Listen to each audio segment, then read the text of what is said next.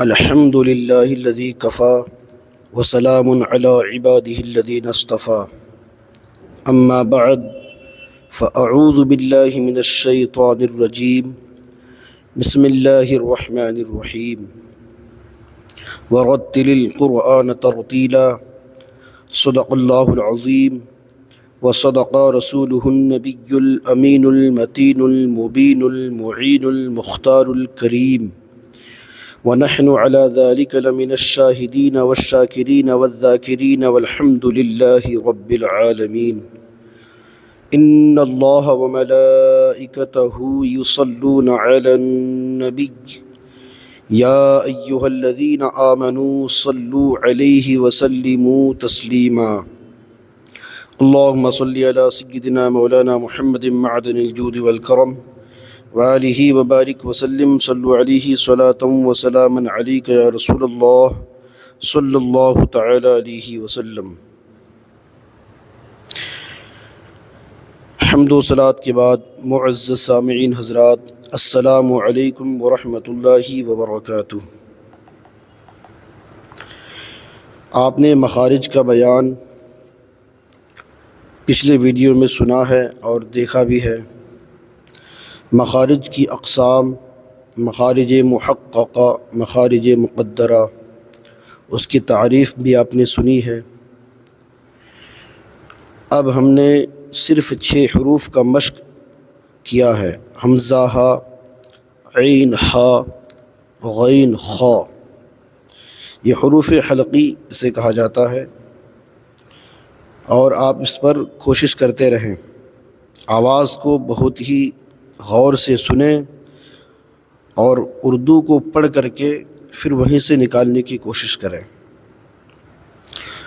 چلیے، مخارج کا بیان چل رہا ہے، اس پر ابھی ہم آگے اور بحث کریں گے۔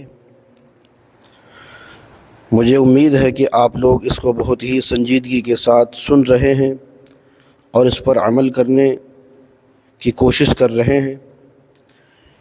قرآن کو سیکھنے کے لیے تجوید کا جاننا بے حد ضروری ہے۔ قرآن کو جو پڑھنے کا ڈھنگ ہے، جو سلیقہ ہے، جب تک ہم تجوید کو اچھی طریقے سے سمجھ نہ لیں، قرآن کو اچھی طریقے سے پڑھنا ممکن ہی نہیں ہے۔ بہت سارے لوگ یہ کہہ سکتے ہیں نہیں ایسا ہو سکتا ہے۔ مکمل طریقے سے، میں نے کہا، آپ قرآن کو مکمل طریقے سے پڑھ ہی نہیں سکتے۔ قرآن پڑھنے والے تو بہت ہیں، لیکن کیسے کیسے پڑھتے ہیں وہ آپ نے سنا بھی ہوگا، اور کیسے پڑھنے والے آج کل موجود ہیں۔ چلیے، میں بحث نہیں کرتا، آگے چل کر آپ کو بتاتے ہیں کہ قرآن مجید کو صحیح پڑھنے کے لیے ہمیں جس کتاب کی جو زیادہ ضرورت پڑتی ہے، جس علم کا جاننا ہمیں اور آپ کو زیادہ چاہیے، وہ ہے علم تجوید۔ یوٹیوب چینل میں آپ نے بہت ساری ویڈیو دیکھی ہوں گی تجوید کے تعلق سے اور قرآن سیکھنے کے تعلق سے۔ آپ ہماری بھی دیکھیں کہ آپ کو کون سی بات اچھی لگ رہی ہے یا ہم آپ کو سکھا پا رہے ہیں، تو کمنٹ کر کے ضرور بتائیں۔ چلیے شروع کرتے ہیں۔ ابھی ہم نے پڑھا تھا اقصائے حلق، وسط حلق، ادنائے حلق۔ پہلا مخرج اقصائے حلق، حلق کا وہ آخری حصہ جو سینے کی طرف ہے، اس سے حمزہ ہا ادا ہوتے ہیں۔ دوسرا مخرج وسط حلق، حلق کا درمیانی حصہ، اس سے عین ہا ادا ہوتے ہیں۔ تیسرا مخرج ادنائے حلق، حلق کا وہ ابتدائی حصہ جو منہ کی طرف ہے، اس سے غین خا ادا ہوتے ہیں۔ لسان، لسانی مخارج، لسان کہتے ہیں زبان کو، اس میں 10 مخارج پائے جاتے ہیں جن سے 18 حروف ادا ہوتے ہیں۔ زبان سے ادا ہونے والے حروف کو حروف لسانی کہتے ہیں۔ لسان کے مندرجہ ذیل حصہ ہیں: اصل لسان یعنی زبان کی جڑ،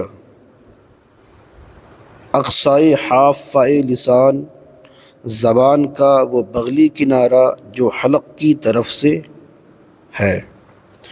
ادنائے حافۂ لسان زبان کا وہ بغلی کنارہ جو منہ کی طرف ہے، وسط لسان زبان کا درمیانی حصہ، بطن لسان زبان کا پیٹ، طرف لسان زبان کا کنارہ، رأس لسان زبان کی نوک یا سرا، ظہر لسان زبان کی پشت۔ چوتھا مخرج اقصائے لسان زبان کی جڑ اور مقابل کے تالو کا نرم حصہ جو کوے سے ملا ہوا ہے اس سے قاف ادا ہوتا ہے۔ اس کو اور آسان کر دیتے ہیں، جڑ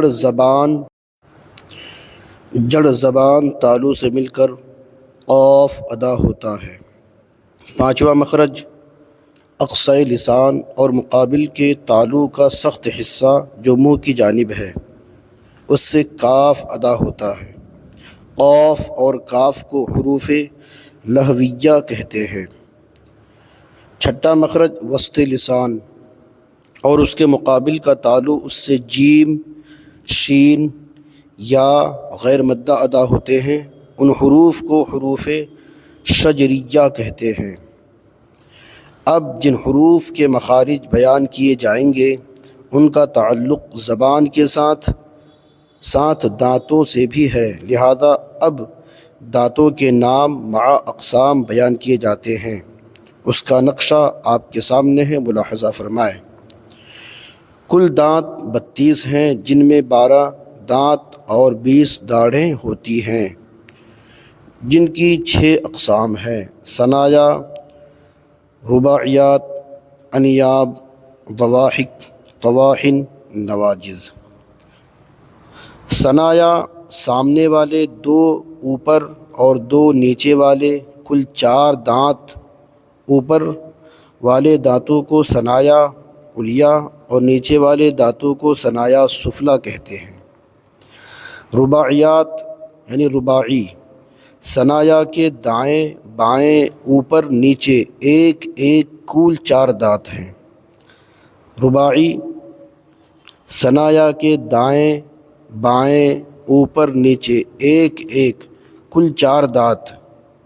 انیاب رباعیات کے دائیں بائیں اوپر نیچے ایک کل 4 دانت۔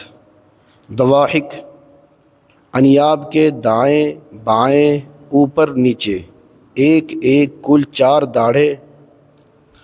طواحن ضواحک کے دائیں بائیں اوپر نیچے 3 کل 12 داڑھیں۔ نواجذ طواحن کے دائیں بائیں اوپر نیچے ایک کل 4 داڑھیں ہیں۔ آسانی سے یاد کرنے کے لیے دانتوں کا نام اور اقسام اشعار کی صورت میں پیش کیے جاتے ہیں۔ ہے تعداد دانتوں کی 30 اور 2، ثنایا ہے 4 اور رباعی ہے 2 ہے انیاب 4 اور باقی رہے 20 کہ کہتے ہیں قراء اضراس سب کو۔ ضواحک ہیں 4 اور طواحن ہیں 12، نواجذ بھی ہیں ان کے بازو میں 2۔ امید کرتا ہوں آپ تمامی حضرات ان دانتوں کو سمجھ کر اچھی طریقے سے مخرج کو نکال سکیں گے، کیونکہ یہ جو مخارج ہیں یہ کچھ دانتوں کو ٹچ ہوتا ہے، کس کو کہاں لگائیں گے، 7واں مخرج ہم کیسے نکالیں گے، اور 7واں مخرج ہے، 8واں مخرج ہے، 9واں مخرج ہے، 10واں مخرج ہے، 11واں ہے، 12واں ہے، 13واں ہے، یہ دانتوں سے مل کر یہ مخارج ادا ہوتے ہیں۔ تو انشاءاللہ عز و جل اس کا ذکر ہم کل کریں گے۔ آپ بس دانتوں کا نام اور اس کو دھیان سے دیکھ کر یاد کر لیں تاکہ آپ کو کل سمجھنے میں آسانی ہو۔